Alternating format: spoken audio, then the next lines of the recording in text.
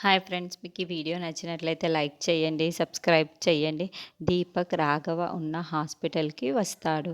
ఇక ఎవరు చూడకుండానే రాఘవ ఉన్న గదిలోకి వచ్చి ఇక కర్టెన్ పక్కన దాక్కొని, "నువ్వు బ్రతికి మమ్మల్ని చంపేద్దాం అనుకుంటున్నావా?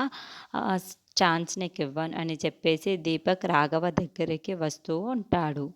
ఇక సూర్యప్రతాప్‌ని తీసుకొని రూప, రాజు, విరూపాక్షి అందరూ కూడా హాస్పిటల్‌కి వస్తూ ఉంటారు.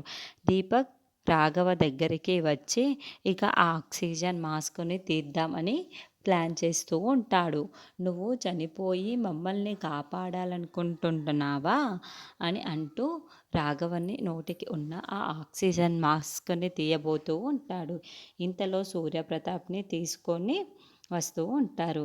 ఇక వాళ్ళందరూ కూడా రాఘవడంతో దీపక్ చాలా చాకింగ్‌గా చూస్తూ ఉంటే, ఇక దీపక్, విరూపాక్షి, రూప, రాజు అందరూ కూడా షాక్ అయిపోతూ ఉంటారు. మరి ఇప్పటికైనా సూర్యప్రతాప్ దీపక్‌ని పట్టుకుంటాడా లేదా అన్నది మనం నెక్స్ట్ ఎపిసోడ్‌లో చూద్దాం.